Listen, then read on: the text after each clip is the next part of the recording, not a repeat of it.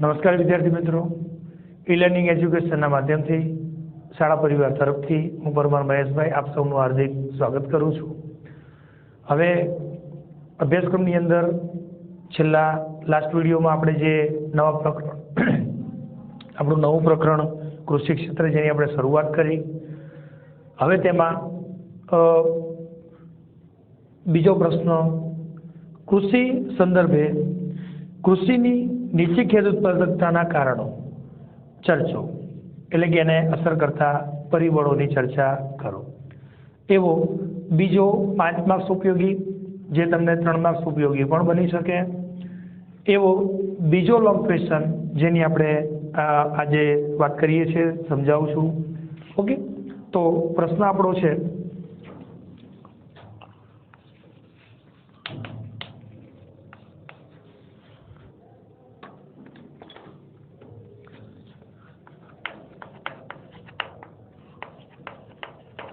કૃષિ ક્ષેત્રની નીચી ખેત ઉત્પાદકતાના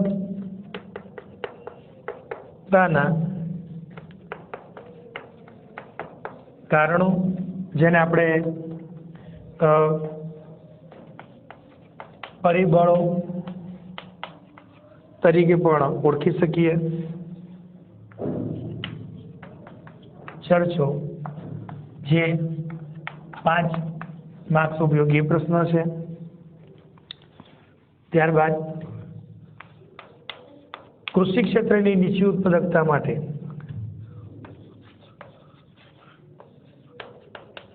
નીચી ખેત ઉત્પાદકતાના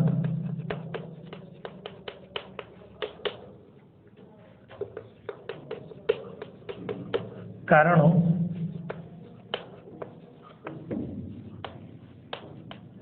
નીચે મુજબ છે. એમાં પહેલું જ કારણ સંસ્થાકીય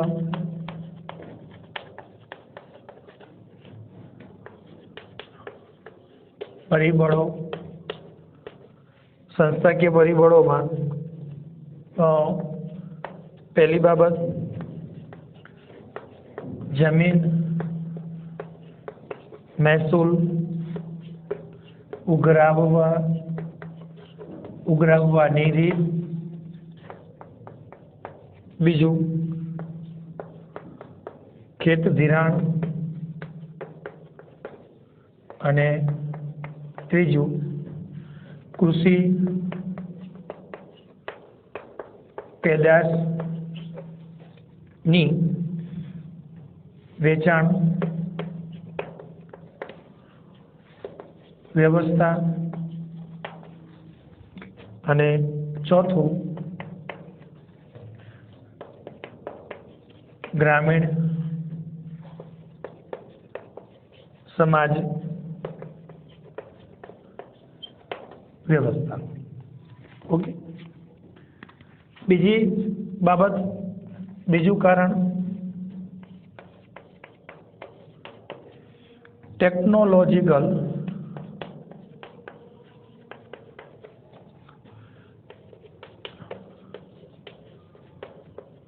પરિબળો, અને ત્રીજી બાબત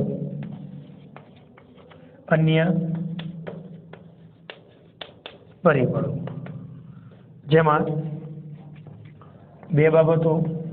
પહેલું વસ્તીનું ભારણ, અને બીજું આર્થિક આયોજનનો અભાવ. ઓકે, તો પ્રશ્ન આપણો કૃષિ ક્ષેત્રની નીચી ખેત ઉત્પાદકતાના કારણો એટલે કે પરિબળો. ભારતમાં ખેત ઉત્પાદન નીચું છે, એના માટે કયા કારણો જવાબદાર છે, કયા પરિબળો જવાબદાર છે, એ સમજાવતો પ્રશ્ન. કૃષિની નીચી ખેત ઉત્પાદકતા માટે મુખ્ય 3 પરિબળો ભાગ ભજવે છે. પહેલું તો કે સંસ્થાકીય પરિબળો, બીજું ટેકનોલોજીકલ પરિબળો અને ત્રીજું અન્ય પરિબળો. સંસ્થાકીય પરિબળોમાં પહેલાની વાત કરીએ તો કે જમીન મહેસૂલ ઉઘરાવવાની રીત. નીચી ખેત ઉત્પાદકતા માટે સંસ્થાકીય પરિબળો એકલો માત્ર મુદ્દો, એના 4 પેટા પોઈન્ટ જે તમને 3 માર્ક્સ ઉપયોગી પ્રશ્ન બની શકે.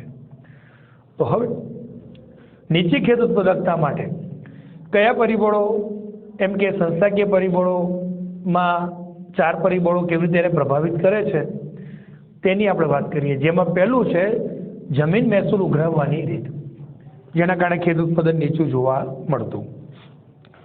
એમાં પહેલો પોઈન્ટ લખીએ છીએ, ભારત આઝાદ થયું ત્યારે જમીન મહેસૂલ, જમીનદારી પ્રથા,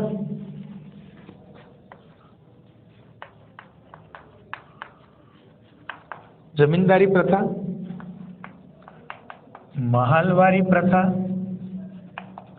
અને રૈયતવારી પ્રથા.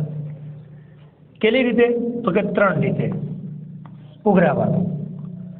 એક જમીનના જે ખરેખર માલિકો છે એના સંદર્ભમાં, એટલે જમીનદારી પ્રથા, મહાલવારી પ્રથા અને રૈયતવારી પ્રથા. ઓકે, આ 3 રીતથી આઝાદીના વર્ષોમાં કે તેથી અગાઉના વર્ષોમાં જમીન મહેસૂલ ઉઘરાવવામાં આવતું. હેતુલક્ષી પ્રશ્ન થશે, યાદ રાખજો. ભારત આઝાદ થયું ત્યારે જમીન મહેસૂલ કેટલી રીતથી ઉઘરાવવામાં આવતું? તો 3 રીતથી ઉઘરાવવામાં આવતું. બીજું, આ પ્રથામાં જમીનદારો કુલ ઉત્પાદનનો એક મોટો ભાગ જમીન મહેસૂલ તરીકે ગણોતિયા, એટલે કે જમીન વિહોણા. કોણ? ગણોતિયા. જમીન વિહોણા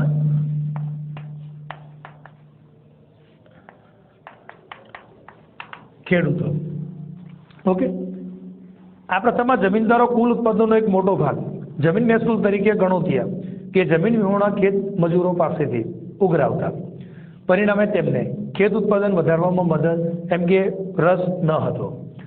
જમીનદારો એ ગણોતિયાઓને જે જમીન વાવવા આપી દેતા, ઓકે, મજૂરી પેટે, અમુક ભાગ પેટે, જેને આજે આપણે ભાગિયા સ્વરૂપે ઓળખીએ છીએ, એ જમાનામાં એને ગણોતિયા કહેવાતા. ગણોત એટલે ભાડું થાય. જમીન ભાડે જેને વાવવા આપીએ છે તે લોકો, એની પાસેથી એક મોટો હિસ્સો જમીન મહેસૂલ સ્વરૂપે જમીન માલિકો લેતા. એટલે શું થતું? ગણોતિયાઓને જમીન ભાડે વાવવા રાખનાર ને ખેત ઉત્પાદનમાં રસ ન રહેતો, કારણ કે રાત દિવસ મહેનત કરતા, ખર્ચ કરતા અને મોટો હિસ્સો જમીનદારને આપી દેવો પડતો. માટે ખેત ઉત્પાદનમાં એમને રસ ઓછો રહેતો. ત્રીજો પોઈન્ટ એમાં લખી છે, ખેડૂતો ખેત ઉત્પાદન વધે તેવી પદ્ધતિઓ અજમાવવા માટે પણ તૈયાર નહોતા.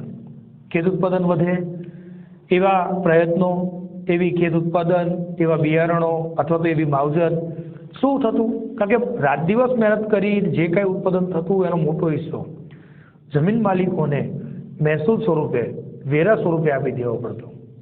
આજે સ્વાભાવિક છે કે જ્યારે તમે તમારી પોતાની માલિકીની ખેતીમાં તમે ખેતી કાર્ય કરો અને કોઈકનું ખેતર ભાડે રાખી, ભાડા પટ્ટા ઉપર કે સાથે રાખીને, ઓકે, ભાગમાં તમે વાવેતર કરો છો, તો ત્યાં જે તમે ધ્યાન આપો છો અને તમારી પોતાની માલિકીના ખેતરમાં ખેતી કાર્ય દરમિયાન તમે ધ્યાન આપો છો, એમાં ઘણો બધો ફેર પડે છે.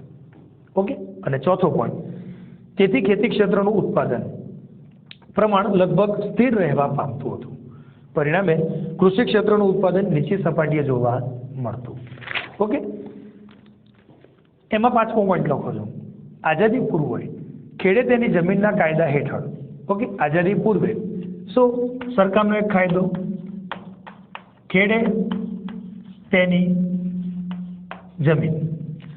આ કાયદા હેઠળ ખેડ હક સલામતી, જે ખેડૂતોને પોતાની જમીન નથી એને ભારત સરકારે ખેડ હક સલામતી આપી અને એ લોકોને ખેતરના માલિક બનાવ્યા.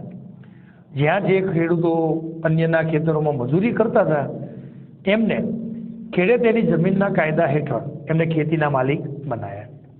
અને સાથ એટલે ભાડા થાય. ભાડા પટ્ટા ઉપર ભાડે જમીન વાવેતર માટે રાખવી. સાથ એટલે કે ભાડા. નિયમન અંગેના કાયદાનો પ્રસાર કરવામાં, એમ કે કાયદાઓ પસાર કરવામાં આવ્યા. ખેડૂતોની જમીન, ખેડૂતની સલામતી, ઓકે, અને સાથ ભાડા અંગેના કાયદા એ સમયમાં ભારત સરકારે રજૂ કર્યા. અને છઠ્ઠો પોઈન્ટ લખવાનો, પરંતુ આ કાયદાઓ સંપૂર્ણપણે અમલ ન થતા ગરીબ ખેડૂતો માટે, ખેત વિહોણા મજૂરો માટે ભારત સરકારે એમને ખેતીના સાચા માલિક બનાવ્યા. પણ એક યા બીજી રીતે મોટા જમીન માલિકો નાના ખેડૂતોને, ગરીબ ખેડૂતોને એક યા બીજી રીતે પોતાના સાણસામાં લઈ અને એ જમીન ગીરવે લઈ પૈસાની જરૂરિયાતના સમયે એ જમીન એવી રીતે પાછી પરત પોતાની લઈ લેતા. પરંતુ આ કાયદાઓને સંપૂર્ણપણે અમલ ન થતાં ખેડૂતોને શોષણ મુક્ત કરી શકાયા નથી અને પરિણામે નીચી ઉત્પાદકતાનો પ્રશ્ન એમ કે વિકટ બન્યો છે. ખેડૂતો ખરેખર જે લોકો રાત દિવસ ટાટ તડકો વેઠી અને ખેતીમાં જે મહેનત કરે છે, ધન ધાન્ય પકવે છે, ખરેખર એમની પોતાની માલિકીની ખેતી હોવી જોઈએ. એવા સંદર્ભના સરકાર કાયદા ઘડ્યા.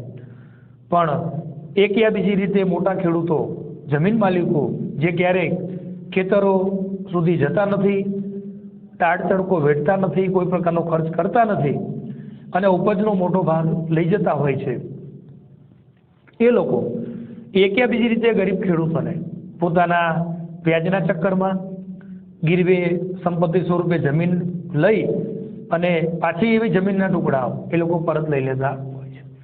આવા બધા કારણના અનુસંધાને ખેડૂતોને ખેત ઉત્પાદનમાં રસ ઓછો રહેતો.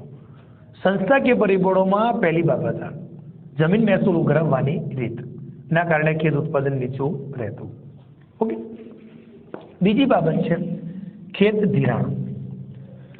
ખેત ધિરાણ ખેડૂતો માટે સરકાર જે પણ કાંઈ ધિરાણ પૂરું પાડે છે આવશ્યક બાબતોના અનુસંધાને, તો ખેત ધિરાણ એમાં પહેલો પોઈન્ટ લખવાનો, ભારતમાં મોટાભાગના ખેડૂતો ગરીબ હોવાથી તેમને ખેત ઉત્પાદન માટે ખેત ધિરાણ જરૂરી બને છે, જેથી તેઓ બિયારણ, ખાતર, જંતુનાશક દવાઓ વગેરેની ખરીદી ખેત ઉત્પાદન મેળવી શકે.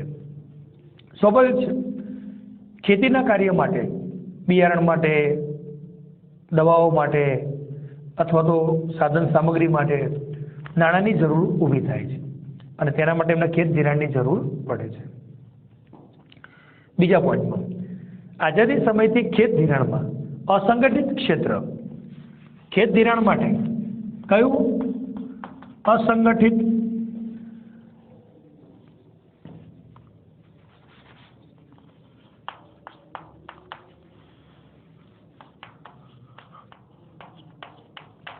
અસંગઠિત ક્ષેત્રની મોટી ભૂમિકા એમ કે જોવા મળે છે.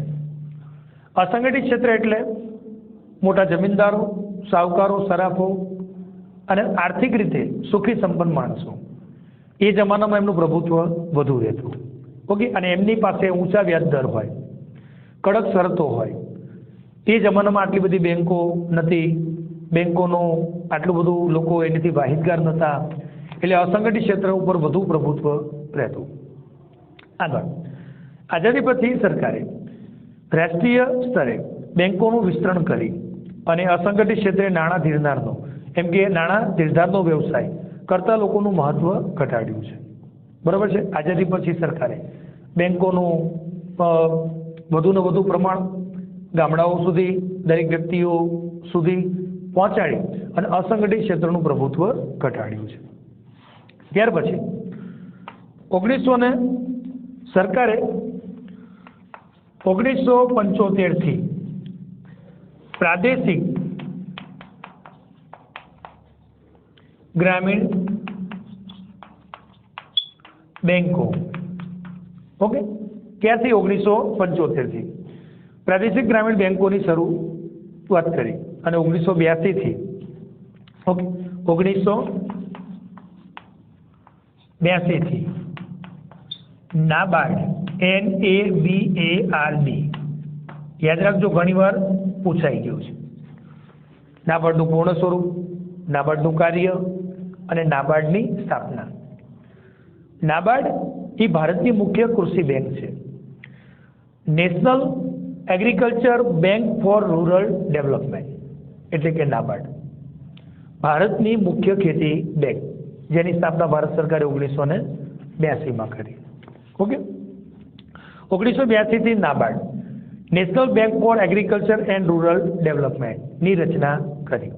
ઓકે, નાબાર્ડ સંદર્ભે 3 પ્રશ્નો હેતુલક્ષીમાં તમને પૂછી શકે.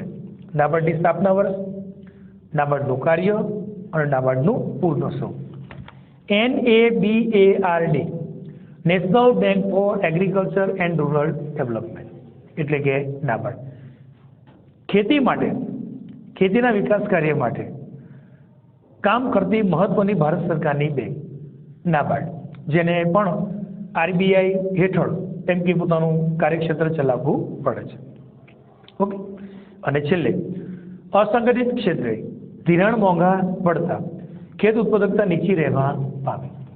એટલે ધિરાણની સગવડ સંગઠિત ક્ષેત્ર અને અસંગઠિત ક્ષેત્ર.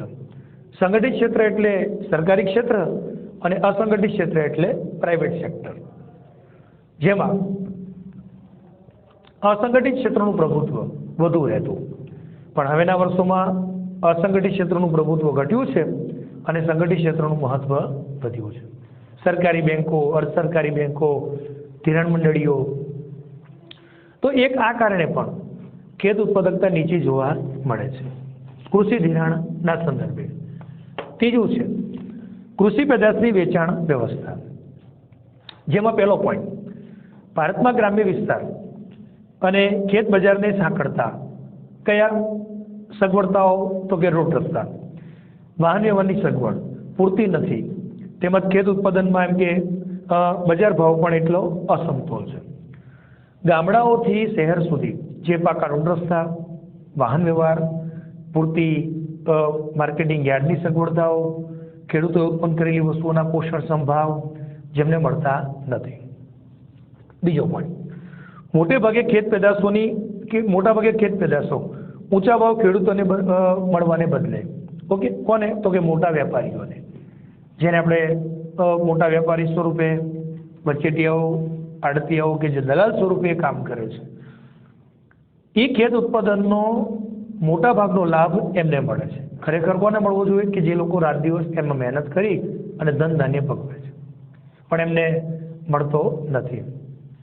બીજું, ગરીબ ખેડૂતોને દેવાની ચૂકવણી માટે એમ કે પોતાની ખેત પેદાશોને સ્થાનિક સાહુકારો અને દલાલોને વેચી દેવી પડે છે.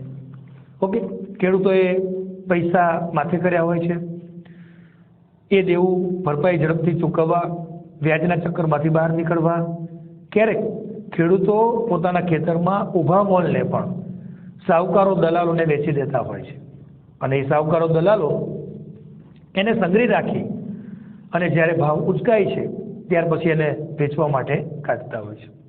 ઓકે, આગલો પોઈન્ટ, ગરીબ ખેડૂતો બજાર ભાવ વેચાણની પદ્ધતિથી વાકેફ ન હોવાથી યોગ્ય વળતર એમ કે મેળવી શકતા નથી. ખેડૂતોનો વર્ગ આજે હવે ધીરે એમ કે આગળ વધ્યો છે, આધુનિક બન્યો છે, વર્તમાન સ્થિતિથી વાકેફ થયો છે, સંદેશા વ્યવહારના ઉપકરણોનો ઉપયોગ કરતો થયો છે, પણ તેમ છતાંય આજે ઘણો બધો ખેડૂતોનો વર્ગ એવો છે કે જે અજ્ઞાની છે. વર્તમાન સ્થિતિની, બજાર ભાવની, હાલ ખેતી ક્ષેત્રે ચાલી રહેલી બાબતોની ઘણા ખેડૂતોને ખબર નથી હોતી. જે પણ ચીજ વસ્તુ ઉત્પાદન થઈ છે એના ભાવ શું છે, અને એના કારણે પણ ઘણીવાર નીચી કિંમતે એ લોકોને વસ્તુ પોતાની વેચી દેવી પડતી હોય છે. ઓકે, આગલો પોઈન્ટ, આવા પરિબળોના કારણે કૃષિ ઉત્પાદન વધારવા એ ઉદાસીન ખેડૂતો રહે છે, તેથી ઉત્પાદકતા નીચી જોવા મળે છે. આ બધા પરિબળો એમાં મહત્વનો ભાગ ભજવે છે. ખેડૂતોને ખેત ઉત્પાદનમાં ક્યારેક રસ ઓછો રહે છે અને એના કારણે પણ ખેત ઉત્પાદકતા નીચી જોવા મળે છે. પૂરતી સગવડતાઓ, આંતરમાળખાકીય પૂરતી સગવડતાઓ એમને મળતી નથી. ઓકે, ઉત્પન્ન થયેલી વસ્તુઓને સંગ્રહવા માટેની પૂરતી સગવડતાઓ, ગોડામો, ઓકે, ખેડૂતો જ્યારે પોતાની ચીજ વસ્તુઓ વેચવા માટે જાય છે તો એ લોકોને કોઈ કારણોસર દૂરથી આવતા હોય તો એના રાત્રિ રોકાણ માટેની સગવડતાઓ, એમના ભોજન માટેની સગવડતાઓ, એમને જે પણ કંઈ માલ વેચવા માટે ગયા છે કૃષિ પેદાશ એને સંગ્રહવા માટેના વખારોની સગવડતાઓ ક્યારેક અમુક જિલ્લાઓમાં ઓકે અમુક તાલુકાઓમાં કે ગામડાઓમાં અંતરિયાળ વિસ્તારોમાં ઉપલબ્ધ હોતી નથી, અને જેના કારણે પણ ખેત ઉત્પાદનમાં ખેડૂતોનો રસ ઓછો રહેતો હોય છે. ઓકે, તો ત્રીજી બાબત કૃષિ પેદાશની વેચાણ વ્યવસ્થા, અને ચોથું છે ગ્રામીણ સમાજ વ્યવસ્થા. ગ્રામીણ સમાજ વ્યવસ્થા પણ ખેત ઉત્પાદનને અસર કરે છે. ગ્રામીણ સમાજ વ્યવસ્થા આપણે જાણીએ છીએ મિત્રો કે ગામડાનું જીવન પરંપરાગત જીવન છે. એક જ સિસ્ટમથી જીવા, એમ કે અમુક સામાજિક બંધનો એમ કે એને ભાગ ભજવે છે. અમુક પ્રકારના કુરિવાજો, અમુક પ્રકારની ખેતી કરવાની પદ્ધતિ, ઓકે દેવ દેવસ્થાનોનું વધુ પડતું મહત્વ, આ બધી વ્યવસ્થા પણ ખેતીને આધુનિક બનવામાં આડે આવે છે. ઓકે, તો ગ્રામીણ સમાજ વ્યવસ્થા પહેલું ભારતના ખેડૂતો માટે, કેમ કે ભારતના ખેડૂતો મોટે ભાગે પ્રારબ્ધવાદી છે. પ્રારબ્ધવાદી એટલે કિસ્મતના સહારે બેસી રહેનારા લોકો. આપણા કિસ્મતમાં હશે તો મળશે, આપણા કિસ્મતમાં આવું હશે એમ પ્રારબ્ધવાદી હોવાથી કોઈ પણ સમસ્યા એમ કે ઈશ્વર પ્રેરિત છે એમ સ્વીકારી લે છે. ખેતીમાં નુકસાન જવું, વાવેતર ન થવું, વરસાદની અનિશ્ચિતતા, આ બધું જ ખેડૂતો કુદરતને આધીન માને છે, ઈશ્વરને આધીન માને છે. એટલે પોતાના કિસ્મતને વધુ મહત્વ આપી અને ક્યારેક બેસી રહેતા હોય છે. બીજું, ગ્રામીણ સમાજ જૂનવાણી પરંપરાઓ વ્યવસ્થાઓથી બંધાયેલો છે, તેથી તેઓ જીવન નિર્વાહ પૂરતી ખેતી કરીને સંતોષિત રહે છે. ઓકે, જૂન પરંપરાગત સામાજિક જીવન, પ્રારબ્ધવાદ, રૂઢિ માન્યતાઓ અને ક્યારેક પોતાનું જીવન નિર્વાહ થાય એટલું જ ઉત્પાદન કરી અને ખેતી ક્ષેત્રે એમ કે એ લોકો બેસી રહેતા હોય છે. વધુ મહેનત કરી, વધુ વાવેતર કરી, સારા ભાવ મળતા ઊંચી કમાણી પ્રાપ્ત કરી જીવન વિકાસ તરફ આગળ વધવાના વિચારો તે લોકો ઓછા એમ કે અપનાવતા હોય છે. અને છેલ્લે ભારતીય ખેડૂતોનો મોટો વર્ગ અશિક્ષિત હોવાથી આર્થિક વિકાસ, ખેતીનો વિકાસ, આવકમાં વૃદ્ધિ કરવા જેવી અભિલાષા હોતી નથી. બરાબર છે? તેથી કૃષિ ક્ષેત્રે નીચી ઉત્પાદકતા જોવા મળે છે. બરાબર છે? જો આર્થિક વિકાસ, ખેતીનો વિકાસ, આવકમાં વૃદ્ધિ કરવા જેવી અભિલાષ એમ કે જીવન વિકાસ તરફ આગળ વધીએ એવા પ્રયત્નો એમ કે ઓછા કરતા હોય છે. ગ્રામીણ સમાજ વ્યવસ્થા પણ ખેતી ક્ષેત્રને ઉત્પાદકતાને આડે આવે છે. ઉત્પાદન નીચું રહે છે. આ બધા પરિબળો એમાં ભાગ ભજવે છે.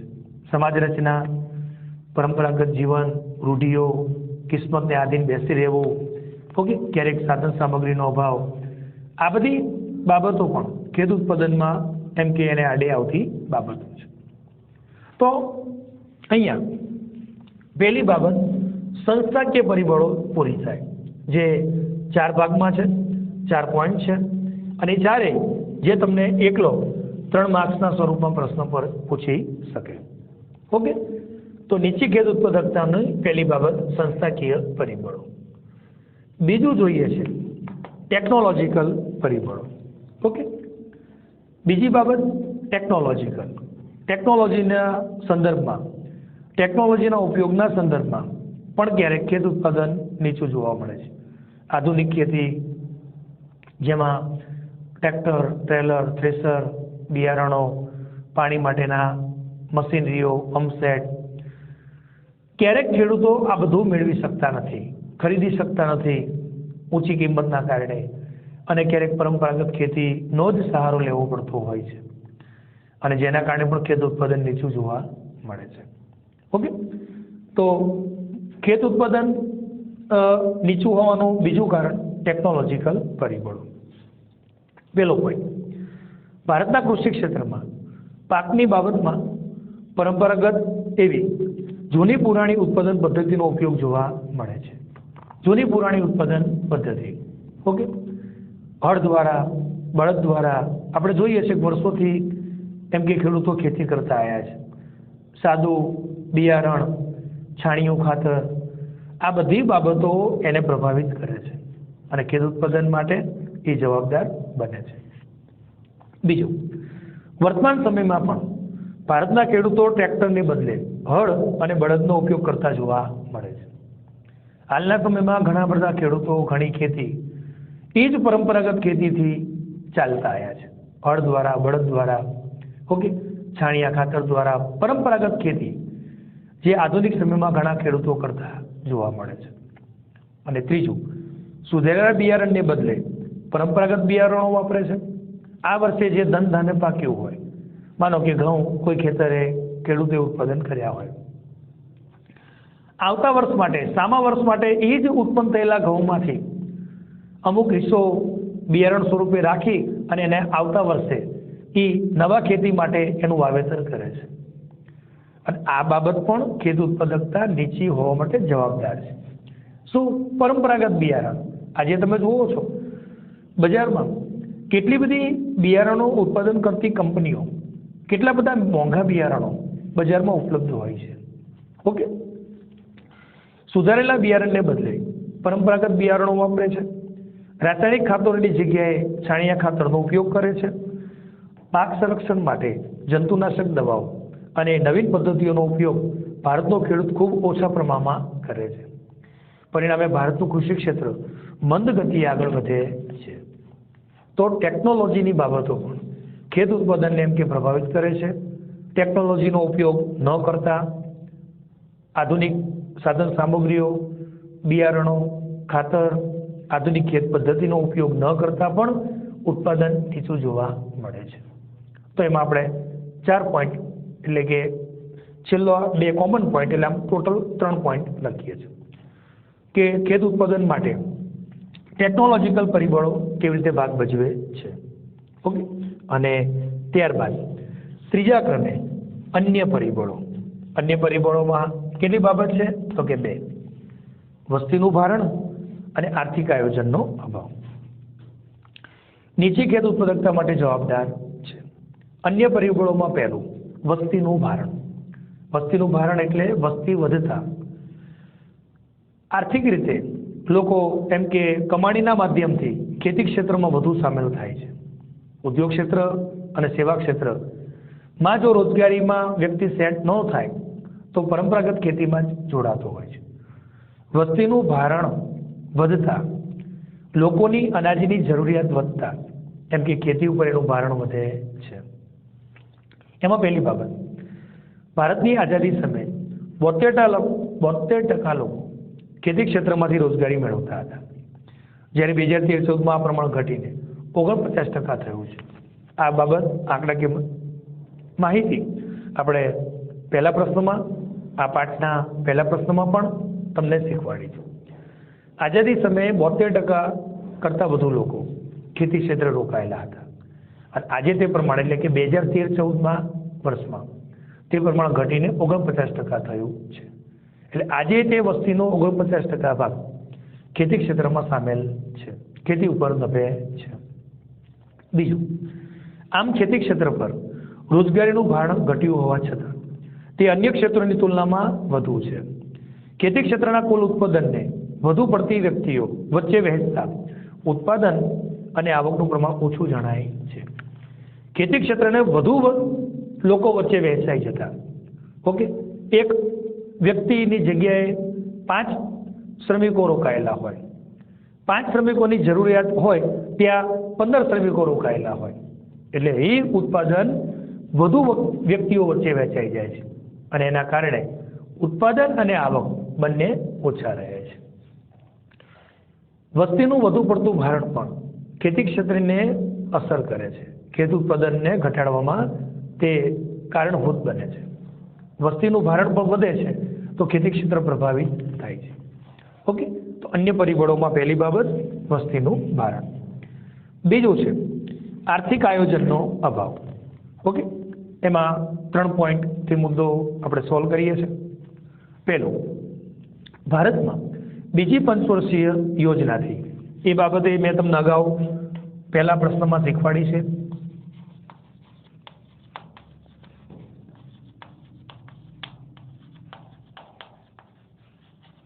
બીજી પંચવર્ષીય યોજના, ઓકે, તો 1956 થી શરૂઆતનું વર્ષ કહે તો 1956 અને આખું સંપૂર્ણ કહે તો 1956 થી 1960.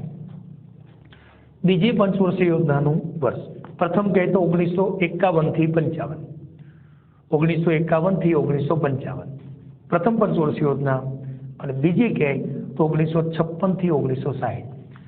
બીજી પંચવર્ષીય યોજનાનું શરૂઆતનું વર્ષ 1956, ઓકે, અને આખું એમ કે બીજી પંચવર્ષીય યોજનાનો સમયગાળો તો 1956 થી 1960.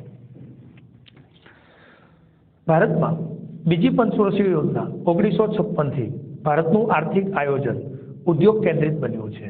ભારતનું આર્થિક આયોજન ઉદ્યોગ કેન્દ્રિત એટલે કે ઉદ્યોગો તરફી, એમ કે બીજી પંચવર્ષીય યોજનાથી ઉદ્યોગો તરફી વલણ ભારતમાં વધુ અપનાવાયું છે, અને એની તુલનામાં ખેતી ક્ષેત્ર પાછળ ક્યારેક ધ્યાન પણ ઓછું અપાણું છે. બીજું, ભારત સરકારે ઉદ્યોગોના વિકાસ પાછળ જેટલા પ્રયત્નો, સમય ફાળવણી, ખર્ચ કરે છે તેટલું પ્રદાન તેને ખેતી ક્ષેત્રને આપેલ નથી. ભારત સરકાર જે ઉદ્યોગ ક્ષેત્ર પાછળ મહત્વ આપે છે, સેવા ક્ષેત્ર પાછળ જે વધુ મહત્વ આપે છે, એના વિકાસમાં એમ કે પૂરેપૂરું ધ્યાન સરકાર આપે છે, એટલું ધ્યાન, એટલો ફાળો, ઓકે, એ ખેતી ક્ષેત્રે સરકાર આપી શકી નથી.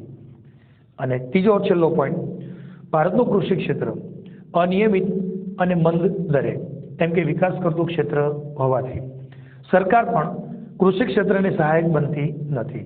પરિણામે કૃષિની સ્થિતિ ચિંતાજનક બની છે. બરાબર, એટલે ખેતી ક્ષેત્રે ભારતનું કૃષિ ક્ષેત્ર અનિયમિત એના સંદર્ભે કે ભારતની બધી જ ખેતી વરસાદ આધારિત ખેતી નથી, કે અથવા તો બધી ખેતીમાં હરિયાળી ક્રાંતિ નથી. બધી જ જગ્યાએ એમ કે હજુ ભારતના ઘણા બધા એવા વિસ્તારો છે કે જ્યાં પાણીની પૂરતી સગવડતા નથી, અને વરસાદી ખેતી, મોસમી ખેતી કરવી પડે છે. એટલે અનિયમિતતાના કારણે પણ એમ કે મંદ દરે તે વિકાસ કરતું રહ્યું છે, મંદ દરે, ધીમી ગતિએ, અને સરકાર પણ કૃષિ ક્ષેત્રને સહાયક બનતી નથી.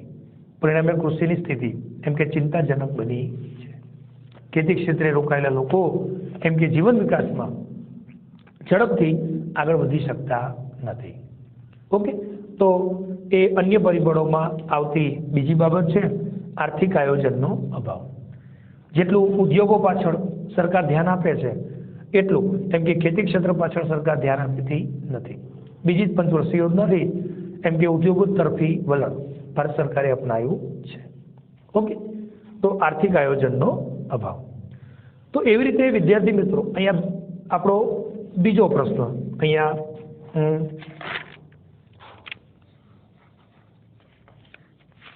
કૃષિ ક્ષેત્રની નીચી ખેત ઉત્પાદકતાના કારણો એટલે કે પરિબળોની ચર્ચા કરો. 3 અને 5 ઉપયોગી એવો પ્રશ્ન બને. 3 માર્ક્સમાં માત્ર સંસ્થાકીય પરિબળો તમને પૂછવા હોય તો એ 3 માર્ક્સની ટૂંકનો સ્વરૂપનો પ્રશ્ન થઈ જાય. પછી 4 બાબતો વિશે તમારે જે માહિતી આપી છે, જે તમે નોટ કરશો એ લખવાની છે. અને 5 માર્ક્સમાં સમગ્ર પ્રશ્ન, કૃષિની નીચી ખેત ઉત્પાદકતાના કારણો, ઓકે, એને કયા પરિબળો અસર કરે છે. તો મુખ્ય પરિબળો કેટલા? તો કે 3: સંસ્થાકીય પરિબળો, ટેકનોલોજીકલ પરિબળો અને અન્ય પરિબળો. સંસ્થાકીય પરિબળોના પેટા પોઈન્ટ કેટલા? 4: જમીન મહેસૂલ ઉઘરાવવાની રીત, ખેત ધિરાણ, કૃષિ પેદાશની વેચાણ વ્યવસ્થા, ગ્રામીણ સમાજ વ્યવસ્થા. બીજું ટેકનોલોજીકલ પરિબળો. ત્રીજું અન્ય પરિબળો. અન્ય પરિબળોના પેટા પોઈન્ટ કેટલા? 2: વસ્તીનું ભારણ અને આર્થિક આયોજનનો અભાવ. ઓકે, એવી રીતે આ બીજો પ્રશ્ન, નીચી ખેત ઉત્પાદકતાના કારણો, એને અસર કરતા પરિબળો, જે અહીંયા આપણો પ્રશ્ન પૂર્ણ થાય છે. આનો અભ્યાસ કરી, સમજી અને એને આપણે હોમવર્કમાં લખવાનો છે. હવે પછીના વિડીયોમાં ફરી મુલાકાત થશે. નમસ્કાર.